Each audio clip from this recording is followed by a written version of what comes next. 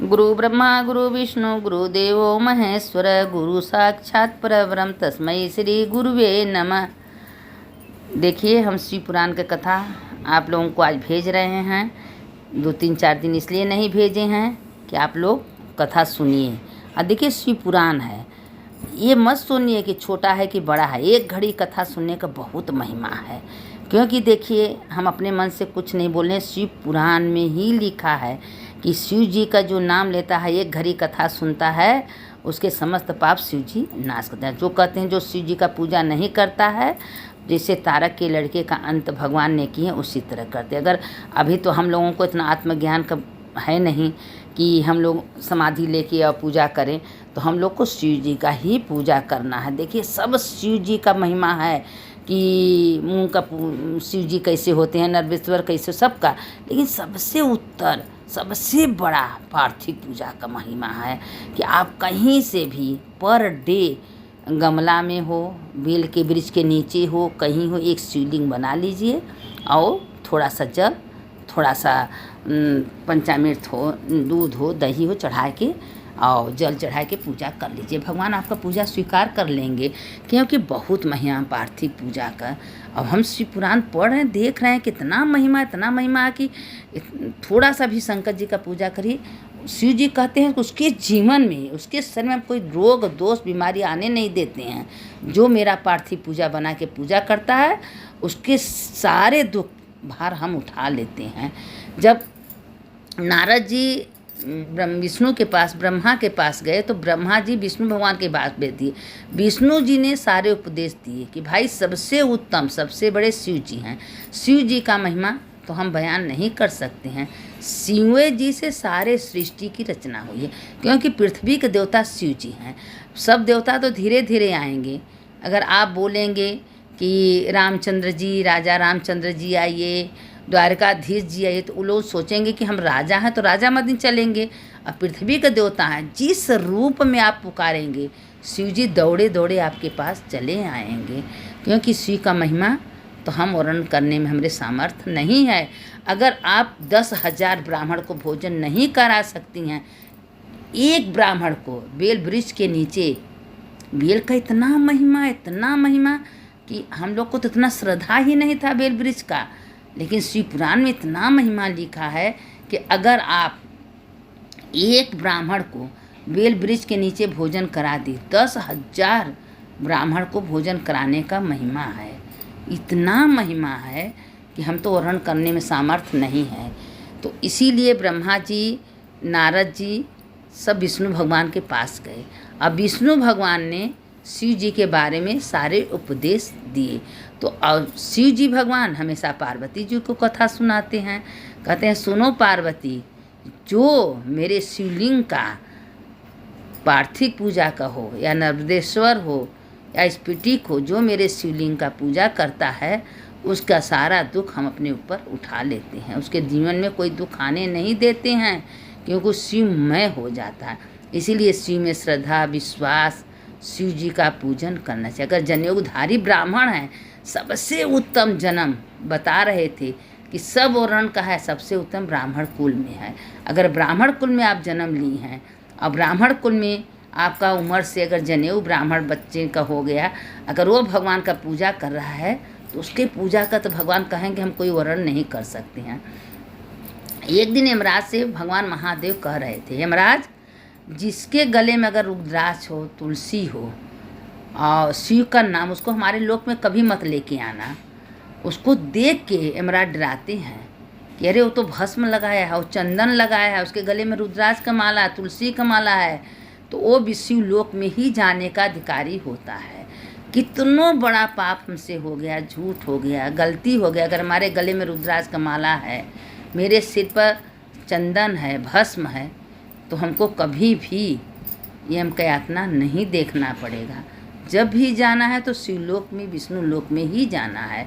भगवान कहते हैं, जो हमारे में या विष्णु में, ब्रह्मा में अंतर करता है, उसको नरकगामी बनना पड़ता है। जो विष्णु है वही ब्रह्मा, वही शंकर, कोई अंतर नहीं है। भगवान एक ही है। देखिए, शिव पुराण में लिखा है कि मतलब सोना तो एक ही होता है। अब सोने का बाली बनवा लीजिए, गले का हार बनवा लीजिए, कंगन बनवा लीजिए, लेकिन है तो सोना एक ही। इसी तरह महादेव समझाने के लिए शिव पुराण में लिखा गया है कि आप किसी का पूजा करिए, लेकिन भगवान एक महादेव है। महादेव से सारे उत्पत्ति है, उन्हीं से विष्णु है, उन्हीं से ब्रह्मा, उन्हीं से इंद्र, उन्हीं से राधा, उन्हीं से कृष्ण। 33 कोटि देवी देवता शिव जी से ही उत्पन्न हुए हैं। इसीलिए बता रहे थे कि जप का महिमा कहाँ है, गंगा के किनारे का महिमा क्या है, मंदिर में शिवालय में कितना महिमा है, समुद्र के किनारे कितना महिमा है। अगर आप कहीं गई हैं समुद्र के किनारे, वहाँ बैठ के एक माला जप करी, हजारों के बराबर संख्या है। ये सब क्या है, जब आप शिव पुराण पढ़ेंगी तो आपको समझ में आएगा कि शिव का महिमा कितनी बड़ा है। हम लोग को तो पता नहीं था कि इतना महिमा शिव का है कि जो शिव शिव शिव करता है, गले में एक रुद्राक्ष का माला पहन लिया है और महादेव का पूजन कर रहा है। शिव जी कहते हैं कि हम ही शिव रूप हो जाता है, उसके अंदर कोई पाप नहीं रह जाता। और भगवान कहते हैं कि हमेशा चलते उड़ते बैठते नहीं कुछ आपको मंत्र आ रहा है, शिव शिव कहिए, चाहे राम राम कहिए, चाहे कृष्ण कहिए, चाहे राधे कहिए, सब में हमारा ही ओरी जाएगा और सब उसका उद्धार होना ही होना है। ये भेद मत करिए कि हम ओम नमः शिवाय करें, कि श्री शिवाय नमस्तुभ्यम बोलें, कि राम बोलें, कि राधा बोलें, कि विष्णु बोलें। इसका कोई भेद नहीं। जो भगवान आपको पसंद है उनका जप करिए, क्योंकि भगवान कहते हैं सब हमारे ही में समाहित है, वो हमारे ही में आके मिल जाता है। अब पार्वती जी से वही महादेव कह रहे थे कि देखो पार्वती, ताड़क को के 3 पुत्र हुए थे और तीनों पुत्र कहें कि हम महादेव का पूजन करें, महादेव का पूजा छोड़ दिए तो महादेव उसका संहार कर दिए। तो उसी तरह हम लोग का है कि हमेशा महादेव का ही पूजा करना चाहिए। तो ही महादेव कह रहे थे कि एक जंगल में 3 बुढ़िया थी, तीनों बुढ़िया जा रही थी। पूछे कि तुमको कहाँ जाना है, कहे हम शिव लोक जाएंगे। तो अब शिव लोक तो इसे जाना नहीं है, तब चलते जा रहे हैं, चलते जा रहे हैं, जाते जाते एक जंगल पड़ा, 2 जंगल पड़ा, 3 जंगल पड़ा। तीसरे जंगल में तो दोनों बुढ़िया तो थक के अपने घर चल गई, लेकिन एक बुढ़िया को श्रद्धा विश्वास था कि शिव जी जरूर मिलेंगे। और उसी जंगल में बैठ के मट्टी खोद के और थोड़ा उसके पास जल था, कुछ नहीं था, जल था, और शिवलिंग बनाई और शिवलिंग को बुला के महादेव का आह्वान की, हे महादेव, ये शिवलिंग में आप आके विराजमान हो जाओ। अब शिव जी का महादेव का आह्वान की, महादेव आ गए। कहें बोलो माता, क्या कहना चाहती हैं? कहें हम यही कहना चाहते हैं कि शिवलोक कैसा है, हमको शिवलोक देखने का इच्छा कर रहा है। तो कहें कि शरीर से तो कोई शिवलोक नहीं जा सकता, जब तुम्हारे आत्मा निकलेगा तो हम शिवलोक में दिखा देंगे, अभी तुमको पृथ्वी पर कुछ दिन रहना है। यह महादेव पार्वती जी से कह रहे हैं। लेकिन वो कही कि नहीं, हम इसी तरह देखना चाहते हैं। तो कहें ठीक है, तुम्हारा बहुत तपस्या है भाई, तुम दिन रात चलते उड़ते बैठते ओम नमः शिवाय, ओम नमः शिवाय, ओम नमः शिवाय, शिव शिव शिव करती हो, तो तुम्हारा तो हमको करना पड़ेगा। अब शिव जी क्या किए, उसी समय नंदी को बुलाए, नंदी आए, अपने पीठ पर बैठाए और ले गए शिवलोक। शिवलोक कितने हजारों में फैला है, घूमते गई शिव जी, कोई अंत नहीं। अब वो कह रही कि भगवान आप कैसे रहते हैं, एक दरवाजे से दूसरे दरवाजे, दूसरे से तीसरे दरवाजे में खोजते रह गई, एक दरवाजा में घुसी तो दूसरे दरवाजा उसको मिल भी नहीं किया। कहें महादेव इतना बड़ा शिवलोक है? कहें हाँ इतना बड़ा है। कहें सारे पृथ्वी में जितना दुनिया में दिखाई दे रहा है सब हमी से है और सब हमको उसको समाहित किए हैं। महादेव भले समाधि में रहते हैं, सारे काम करते हैं, सबको देखते हैं, कौन कितना जप किया, पूजा किया, नाम किया, आराधना की। देखिए ये तो सबको पता है कि अच्छे कर्म आप करें तो अच्छा फल आज नहीं तो कल मिलना है, अब बुरा कर्म करें तो बुरा का भी फल आपको मिलना है। आज नहीं मिलेगा कल मिलेगा। इसीलिए उड़ते चलते पड़ते, अगर आपको सामर्थ्य नहीं है तो आप सवेरे उठ के नहा लीजिए। और गंगा जी नहीं जा रहे हैं, तुलसी जी का मृतिका लगा लीजिए। गंगा नहाने से ज़्यादा फल आपको मिल जाएगा, क्योंकि तुलसी जी में गंगा, लक्ष्मी माता, पार्वती तीनों विराजमान है। और सवेरे नहाने के बाद तुलसी जी को नीचे मृतिका अपने माथे पर लगा लीजिए और गंगा जी तुरंत आके आपको पवित्र कर देंगे। इतनी महिमा है। आप घर में भोग नहीं लगा सकती, थोड़ा सा तुलसी जी का मृतिका ले लीजिए और एक लाल कपड़े में बांध के अपने रसोई घर में रख दीजिए। आप खाना बना रही हैं, चाय बना रही हैं, कुछ कर रही हैं, भगवान आके उसको भोग लगा लेंगे। कितनी कितनी उपलब्ध है। ये सब क्या है, ग्रंथ में शास्त्र में लिखा है। हम लोग को तो कुछ पता ही नहीं है कि गेहूँ चढ़ाने से क्या महिमा है, चौ चढ़ाने की क्या महिमा, तिल चढ़ाने का क्या महिमा, मूंग के खड़ी मूंग चढ़ाने का क्या महिमा है, मसूरी के दाल चढ़ाने का क्या महिमा है। ये सब शास्त्र में लिखा है। अपने मन से हम कुछ नहीं कह रहे हैं, इसीलिए कह रहे हैं कि चलते उड़ते हुए शिव को पकड़ लीजिए। अगर आप उनका शिव जी का पैर पकड़ ली तो शिव जी आपको कभी गिरने नहीं देंगे। अब मरने के बाद आपका आत्मा शिव लोक में जाएगा, क्योंकि शिव से बड़ा कोई नहीं। सारे संसार में सारे भगवान शिव हैं, कोई अलग है ही नहीं है। जो शिव है वही विष्णु, वही ब्रह्मा, वही इंद्र, वही राधा, वही कृष्ण, सब एक ही भगवान है। जो आपको शुभ लाभ लगा उनको पकड़ ली जाना है शिव ही लोक में।